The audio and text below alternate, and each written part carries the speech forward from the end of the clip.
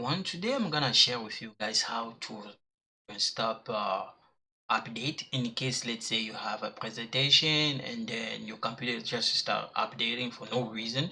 So I'm gonna show you guys how to do that. Salut mes amis, j'espère que vous allez super bien.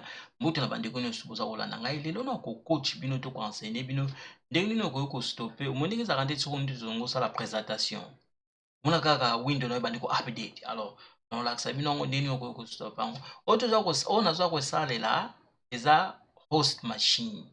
Okay, oyo tokosalela oyo eza virtual machine na kolakisa bino yango. Okay, oyo ekozala ata mosusu Windows 7, Windows 8, Windows 10, Windows 12 or XP, mais oyo soki eza virtual machine. Raison na kolakisa bino ta mosusu bato mosusu baza na Windows 7, ta mosusu moto mosusu aza na Windows 8, ta mosusu moto mosusu aza na Windows 10, ta mosusu moto mosusu aza na Windows 11. Okay, oyo eza Windows 10. Alors tokosalela yango awa. Okay, na kotia mot de passe na ngai bongo landa ndenge na kosalela.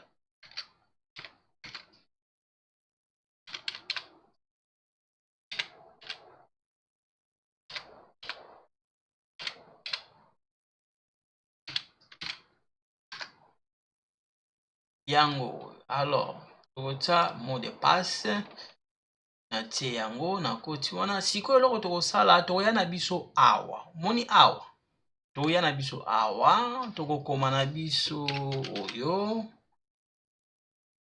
tokoma na biso oyo, omoni oyo ebimi oyo, oyo ebimi oyo, oclique na yango guys. You see this one, you click on it. Okay, so click on that one and then be patient, it's gonna come. So this is the one we need. We need this one. So when you are here, okay, when you are here, you're gonna go right here. This one, you're gonna go right there. When you go there, you see where's right here, Microsoft. Okay, you click on it. You click on that, and then you're gonna go on Window. Okay, you click on Window here. Now here you're gonna go to you're gonna see the places writing window update. So you're gonna go down a little bit. You're gonna go down a little bit. This is the one we need. Okay, we need this one. So you click on it. When you click on that, and you're gonna come right here. You see here, this one. Click on it. Okay, you click on that one. Now when you click on that one, so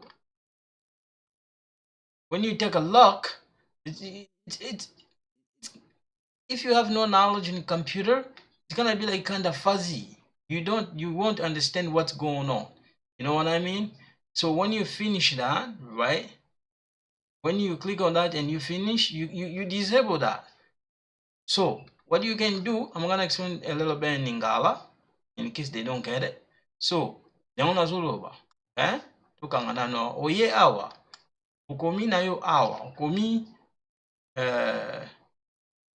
oyo, okay, yango ebimi awa, yango ebimi uklike nango.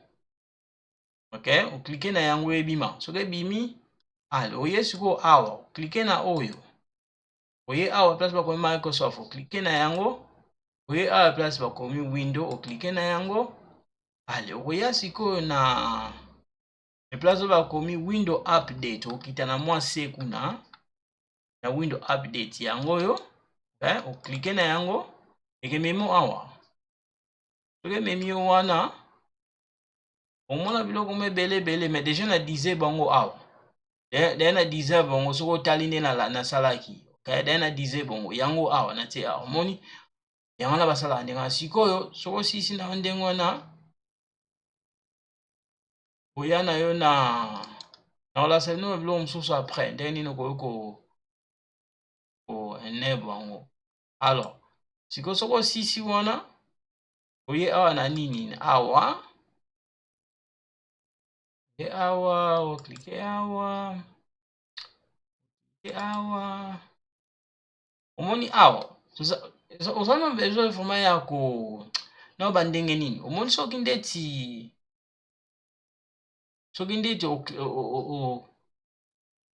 soki o-update odiza bango bongo otiango te wumela mwa mingi po okodize bango mingi eza bien te mpona sécurité naloba ndeti oza na examen lelo to lobi to semaine oyo kuna ezoya problème eza te kodize bango problème eza te mais kotia yango te wumela ndeti osali 6 mois mbula mobimba no guys, don't disable this like for long like 6 months, a year. Don't do that because of the security reason. You may need, maybe, you know, you're gonna update some stuff there, some new security. So my recommendation, don't do this for a long time, okay? So yeah, so that's what I want to show you guys, okay? So I'm gonna stop here today. The video is not that long, okay? So this one I did this in I use my virtual machine, okay? Video for my mulai te. Alors ngana usuka na ngapona lelo botika malam, bye bye.